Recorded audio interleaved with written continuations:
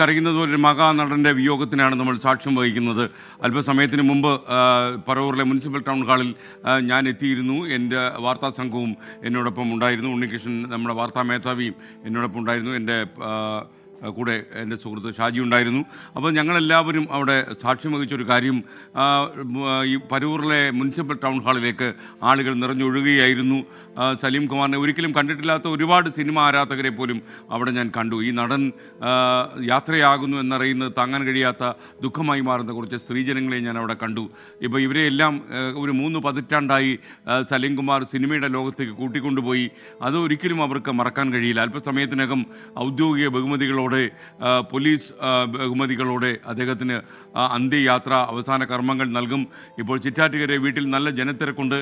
ഒരുപാട് ആളുകൾ, ശരിക്കും ആ വീട്ടിൽ കുറച്ച് സ്ഥലപരിമിതിയുണ്ട് എന്ന് കരുതിയായിരുന്നു മുനിസിപ്പൽ ടൗൺ ഹാളിലെ അദ്ദേഹത്തിൻ്റെ പൊതുദർശനം അല്പസമയം നീട്ടിവെച്ചത്. എന്നാൽ ഇപ്പോൾ നാട്ടുകാർ, ചിറ്റാറ്റുകരയിലും പരിസര പ്രദേശങ്ങളിലുള്ള നാട്ടുകാർ മുഴുവൻ അവിടേക്ക് ഒഴുകിയെത്തിയിരിക്കുകയാണ്. 3:30 മണിയോടെ സംസ്കാര കർമ്മങ്ങൾ നടക്കും എന്നാണ് നമുക്ക് മനസ്സിലാക്കാൻ കഴിയുന്നത്.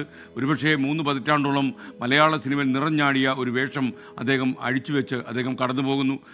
സലീം കുമാറിൻ്റെ ചേതനയേറ്റ ശരീരം കാണുമ്പോൾ മരണത്തിൻ്റെ മുൻപിൽ പോലും അദ്ദേഹം പറഞ്ഞ ബലിതങ്ങൾ, തമാശകൾ നമ്മൾ ഓർമ്മിച്ചു പോകും. ചിറ്റാറ്റുകരയിലെ സ്വവസതിയിൽ ലാഫിംഗ് വില്ലയിൽ അദ്ദേഹത്തിന് പൂക്കൾ വിതറിയ മഞ്ചം ഒരുക്കിക്കഴിഞ്ഞു എന്നാണ് നമ്മൾ മനസ്സിലാക്കുന്നത്. ഒരുപക്ഷെ ഔദ്യോഗിക ബഹുമതികളോടെ ഈ മഹാനടന് യാത്ര പറയാൻ ഒരുങ്ങുകയാണ് സ്വന്തം മണ്ണ്. അവിടെ പൊക്കാളി ഉൾപ്പെടെ കൃഷികൾ ചെയ്തും നാട്ടുകാരുടെ ഹൃദയം കവർന്നും ജീവിച്ച ഒരു മനുഷ്യായുസ് അവിടെ ഇല്ലാതാകുന്നു എന്നുള്ള സങ്കടകരമായ സാഹചര്യമുണ്ട്. സലീം കുമാർ എന്ന മിമിക്രി വഴി മലയാള സിനിമയിലേക്ക് വന്ന നടൻ അച്ഛനുറങ്ങാത്ത വീട്ടിലെ ഏറ്റവും വലിയ ദുരന്ത കഥാപാത്രമായി നമ്മുടെ മുന്നിൽ നിറഞ്ഞ വേഷം കെട്ടിയാടുമ്പോഴും ഒരുപക്ഷെ ഈ മഹാനടൻ്റെ ഉള്ളിൽ ഇത്രയും വലിയ ഒരു സീരിയസ് കഥാപാത്രം, സീരിയസ് നടൻ ഒളിഞ്ഞിരുന്നു എന്ന് അന്ന് സിനിമാ പ്രേക്ഷകർ ആലോചിച്ചിരുന്നു. അദ്ദേഹത്തിനൊപ്പം പ്രവർത്തിച്ച സഹപ്രവർത്തകരെല്ലാം തന്നെ അവിടെയുണ്ട്.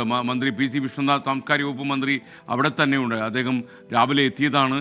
ഒരുപക്ഷെ സലീം കുമാറിന് വലിയ പ്രയാസമില്ലാത്തൊരു ജോലി നൽകുന്നതിനെക്കുറിച്ച് പോലും സംസ്ഥാന സർക്കാർ ആലോചിച്ചിരുന്നു എന്നാണ് വിവരം. VD സതീശൻ്റെ തെരഞ്ഞെടുപ്പ് റാലികളിലും യോഗങ്ങളിലും അദ്ദേഹത്തിന് മുഖ്യമന്ത്രിയായതിനു ശേഷം നൽകിയ സ്വീകരണത്തിലുമൊക്കെ സലീം കുമാറിൻ്റെ സജീവ സാന്നിധ്യം നാം കണ്ടു. അദ്ദേഹത്തിന് സ്വന്തം സഹോദരനെ നഷ്ടപ്പെട്ടു പോയി എന്നാണ് മുഖ്യമന്ത്രി VD സതീശൻ അനുശോചിച്ചത്. അത്രമാത്രം ഹൃദയബന്ധം അവർ തമ്മിലുണ്ടായിരുന്നു. ഈ അണിനിരന്നിരിക്കുന്ന ആളുകൾക്കിടയിൽ ഒരുപാട് നാട്ടുകാർ, അദ്ദേഹത്തിനെ ഒരിക്കലും നേരിട്ട് കണ്ടിട്ടില്ലാത്ത ആളുകൾ വരെ ഉണ്ടാകും. ഒരുപക്ഷെ അവർക്കെല്ലാം അവരുടെ കണ്ണുകളിൽ പൊടിയുന്ന നനവ് എന്തുകൊണ്ടാണെന്ന് അവർക്കറിയാം. കാര്യം അവസാനം സംസ്കാര കർമ്മങ്ങൾക്കുള്ള ഒരുക്കങ്ങൾ അവിടെ തുടങ്ങിക്കഴിഞ്ഞ് സ്ക്രീനിൽ ഇപ്പോൾ പ്രേക്ഷകർക്ക് കാണാൻ കഴിയും. പൂർണ്ണ ഔദ്യോഗികമായ ബഹുമതികളോടെയാണ് അദ്ദേഹത്തിന് യാത്രാമൊഴി നൽകുന്നത്. അന്ത്യകർമ്മങ്ങൾ തുടങ്ങാൻ അവിടെ അല്പസമയം മാത്രമേ ബാക്കിയുള്ളൂ എന്നാണ് ഞാൻ മനസ്സിലാക്കുന്നത്. ഒരുപക്ഷെ വിചാരിച്ചതിനേക്കാൾ കൂടുതൽ മുൻപേ തന്നെ അദ്ദേഹത്തിന് യാത്രയപ്പ് നൽകാൻ കഴിയുമെന്നാണ് മനസ്സിലാക്കുന്നത്. പൂർണ്ണ ഔദ്യോഗിക ബഹുമതികൾ ഉണ്ടാകും. ലാഫിംഗ് വില്ല, ചിരിയുടെ താവളം പോലെ ഉണ്ടാക്കിയ ഒരു വില്ല ഇനി കുറച്ചു കാലം ചിരിയടങ്ങുന്ന വില്ലയായിട്ട് മാറും. എന്നാൽ ഒരിക്കലും മരിക്കുമ്പോഴും അദ്ദേഹത്തിന് സന്തോഷത്തോടെ മടങ്ങണം എന്ന് ആഗ്രഹിച്ച ഒരു നടനായിരുന്നു സലീം കുമാർ. അന്ത്യകർമ്മങ്ങളിൽ ജാതിക്കും മതത്തിനുമൊന്നും സ്വാധീനം കൊടുക്കുന്ന ആചാരങ്ങൾ പാടില്ല എന്ന് സലീം കുമാർ ജീവിച്ചിരുന്ന കാലത്ത് തന്നെ ആളുകളെ അറിയിച്ചിരുന്നു. അതുകൊണ്ട് തന്നെ ബന്ധുജനങ്ങൾ അദ്ദേഹത്തിന് വേണ്ട എന്ന് തോന്നുന്ന ഒരു കർമ്മവും അവിടെ ചെയ്യുന്നില്ല എന്നാണ് ഞാൻ മനസ്സിലാക്കുന്നത്. സംസ്ഥാന സർക്കാർ നൽകുന്ന പൂർണ്ണ ഔദ്യോഗിക ബഹുമതികൾക്കായി പോലീസ് സേന ഒരുങ്ങുന്നതിൻ്റെ ദൃശ്യങ്ങളാണ് നമ്മൾ കാണുന്നത്. ഒരുപക്ഷെ വ്യൂകളിലൂടെ അദ്ദേഹത്തിൻ്റെ മരണം ഔദ്യോഗിക ബഹുമതിയായി പുറത്തേക്ക് വരുമ്പോൾ ഇനി ഇങ്ങനെയൊരു നടൻ ഈ മണ്ണിലുണ്ടാകില്ല എന്ന് നമുക്ക് പറയും. ഒരേപോലെ വ്യത്യസ്തമായ വേഷങ്ങൾ ചെയ്യാനും അതേസമയം ചലച്ചിത്ര ലോകത്തിൻ്റെ പത്രാസുകൾക്കുള്ളിലേക്ക് മറയാതെ സാധാരണ മനുഷ്യൻ്റെ അതേ രീതിയിൽ മണ്ണിൽ കാലുറപ്പിച്ച് നിൽക്കാനും കഴിഞ്ഞ ഒരു സാധാരണക്കാരൻ്റെ യാത്രാ മൊഴിയാണ് ഇനി നമുക്ക് കേൾക്കാൻ പോകുന്നത്. ഒരുപാട് മലയാള ചലച്ചിത്ര ലോകത്തെ നിരവധി ആളുകൾ അവിടെയുണ്ട്. IB ഈഡൻ MP, അതുപോലെ ടിനി ടോം, നടൻ ദിലീപ്, അങ്ങനെ ഒരുപാട് ആളുകൾ, ലുലു മാളിലെ സ്വരാജ്, അങ്ങനെ എത്ര ആളുകൾ അവിടെ എത്തിയിട്ടുണ്ട് നമുക്കറിയാം. നിർമ്മാതാവ് ആൻഡോ ജോസഫ് അവിടെ കാര്യങ്ങൾ സജ്ജീകരിക്കാൻ വേണ്ടി ഓടി നടക്കുന്ന ദൃശ്യവും നമ്മൾ ടൗൺ ഹാൾ മുതലേ കാണുകയാണ്. ഇവിടെയും ആൻഡോ ജോസഫ് എത്തിയിട്ടുണ്ട്. സലീം എല്ലാവർക്കും അടുത്ത സുഹൃത്തായിരുന്നു. മാത്രമല്ല ഈ ഫലിതം പറയുന്നവരോടും തമാശക്കാരോടും ഒക്കെ പ്രത്യേക താല്പര്യം ഉണ്ടായിരുന്ന ഒരാൾ കൂടിയായിരുന്നു സലീം കുമാർ. സലീം കുമാറിൻ്റെ ഏറ്റവും വലിയ സവിശേഷത എന്ന് പറഞ്ഞാൽ അദ്ദേഹത്തിന് ഒരു താനൊരു വലിയ നടനാണ് എന്നൊരു തോന്നൽ ഒരിക്കലും ഉണ്ടായിരുന്നില്ല എന്നുള്ളതാണ്. തൻ്റെ പ്രശസ്തി വളരുമ്പോഴും താൻ കൂടുതൽ വിഖ്യാതനാകുമ്പോഴും ഒരു നെല്ലിൻ കതിർക്കുല പോലെ വിനയത്തോടെ കുനിയാൻ അദ്ദേഹത്തിന് എപ്പോഴും കഴിഞ്ഞു എന്നുള്ളതും നാട്ടുകാർ നന്ദിയോടെ ഓർമ്മിക്കുന്ന കാര്യമാണ്. ഏറ്റവും സ്നേഹസമ്പന്നനായ ഒരു അയൽവാസിയുടെ തിരോധാനമാണ് ഇതിലൂടെ ഇനി ഉണ്ടാകാൻ പോകുന്നത് എന്നവർക്കറിയാം. ഈ ചിത എരിഞ്ഞടങ്ങുമ്പോൾ ഒരുപക്ഷെ മലയാള സിനിമയിലെ വലിയൊരു നടൻ കൂടി അരങ്ങൊഴിയുന്നു എന്നുള്ളതാണ്. ഈ ചേതനയേറ്റ ഒരുപക്ഷെ അദ്ദേഹത്തിൻ്റെ ഭൗതിക ശരീരത്തിന് മുന്നിൽ നിൽക്കുമ്പോൾ ഞാൻ ആലോചിച്ചു, എത്ര കഥാപാത്രങ്ങൾ ചെയ്ത ഒരു മനുഷ്യൻ്റെ അവസാന യാത്രയ്ക്കാണ് എന്നെപ്പോലുള്ള ആളുകൾ ഇപ്പോൾ പങ്കാളിയാകുന്നത് എന്ന് ആലോചിക്കാതെ ഇരുന്നില്ല.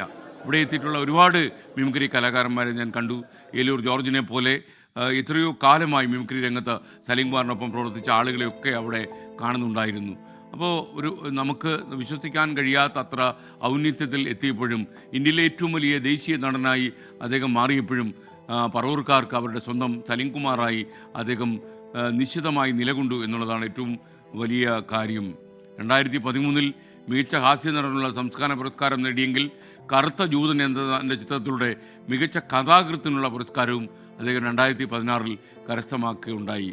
പല ആളുകൾക്കും ഇപ്പോഴും അറിയില്ല അദ്ദേഹം മലയാളം ഐച്ഛിക വിഷയമായി എടുത്ത് പോസ്റ്റ് ഗ്രാജുവേഷൻ ഒക്കെ കിട്ടിയ ഒരാളാണെന്നും എറണാകുളം മരാജസ് കോളേജിലെ വളരെ സജീവമായി നടന്നൊരു വിദ്യാർത്ഥിയായിരുന്നെന്നും ഈ പഠിച്ച കാലത്തൊക്കെ തന്നെ സംസ്ഥാന സ്കൂൾ കലോത്സവത്തിലും സർവകലാശാല യുവജനോത്സവത്തിലൊക്കെ തന്നെ അദ്ദേഹം പങ്കെടുത്തിരുന്നു എന്ന് ഇപ്പോഴും വലിയൊരു ആൾക്കൂട്ടം അവിടെ ഉണ്ട് എന്നാണ് നമ്മൾ മനസ്സിലാക്കുന്നത്. ഈ കൃത്യം 3 മണിക്ക് സംസ്കാര ചടങ്ങുകൾ ആരംഭിക്കുകയും 3:30 മണിക്ക് ആരംഭിക്കുകയൊക്കെ ചെയ്യണം എന്ന രീതിയിലായിരുന്നു ഒരു പ്ലാൻ ചെയ്തിരുന്നാൽ ജനബാഹുല്യം അവിടെ കൂടുന്നു എന്നാണ് നമുക്ക് മനസ്സിലാക്കാൻ കഴിയുന്നത്. 3:30 സംസ്കാര ചടങ്ങുകൾ ആരംഭിക്കാനാണ് പരിപാടി. ഔദ്യോഗിക ബഹുമതിയോടെയാകും സംസ്കാരം. സലീം കുമാറിൻ്റെ ആഗ്രഹപ്രകാരം മതപരമായ ചടങ്ങുകൾ ഒഴിവാക്കിയിട്ടുണ്ടെന്നാണ് നമ്മൾ മനസ്സിലാക്കുന്നത്. അസ്ഥി പുഴയിൽ ഒഴുക്കുന്നത് ഉൾപ്പെടെ ചടങ്ങുകൾ വേണ്ട എന്ന് സലീം കുമാർ ജീവിച്ചിരുന്ന കാലത്ത് പറഞ്ഞിരുന്നു. അദ്ദേഹത്തിൻ്റെ താല്പര്യവും അദ്ദേഹത്തിൻ്റെ ഇഷ്ടവും അനുസരിച്ചായിരിക്കും അന്തിമ കർമ്മങ്ങൾ അവിടെ നടക്കുക എന്നാണ് നമ്മൾ മനസ്സിലാക്കുന്നത്. മത അടിസ്ഥാനത്തിലുള്ള ഒരു കാര്യവും ചെയ്യരുത് എന്ന് അദ്ദേഹം വിലക്കിയിരുന്നു എന്നാണ് മനസ്സിലാക്കുന്നത്. അപ്പോഴാണ് അദ്ദേഹത്തിൻ്റെ ഔന്നിത്യം, അദ്ദേഹത്തിൻ്റെ ഉയർച്ച നമുക്ക് മനസ്സിലാകുന്നത്. ഇത്രയും കാലം സ്വന്തം മണ്ണിനെ സ്നേഹിച്ച ഒരു കർഷകനെ പോലെ പൊക്കാളി കൃഷിയിലേക്കൊക്കെ ഇറങ്ങിച്ചെന്ന ഒരു മഹാനടൻ. അപ്പം നമുക്ക് കൃഷിയിലേക്ക് കൂടുതൽ താല്പര്യം കാണിച്ച ശ്രീനിവാസന് ചിലപ്പോഴൊക്കെ ഓർമ്മ വരും. ശ്രീനിവാസനും സലീം കുമാറുമായിട്ട് നല്ല അടുപ്പമുള്ള രണ്ടുപേരായിരുന്നു. ശ്രീനിവാസൻ അവസാനം പ്രകൃതിയിലേക്ക് കുറച്ചുകൂടി വിലയിക്കാൻ ശ്രമം നടത്തുകയും അദ്ദേഹത്തിൻ്റെ വിയോഗത്തിന് മുമ്പ് അദ്ദേഹം ഒരുപാട് കാർഷിക കാര്യങ്ങളിൽ താല്പര്യമെടുത്തിരുന്നു. അതുപോലെ തന്നെയാണ് സലീം കുമാർ. കൃഷി ഏറ്റവും വലിയൊരു വ്യവസായമാണ് എന്ന് കണ്ടുപിടിച്ച ഒരു ഫലിതബോധമുള്ള കക്ഷിയായിരുന്നു നമ്മുടെ പ്രിയങ്കരനായ സലീം കുമാർ.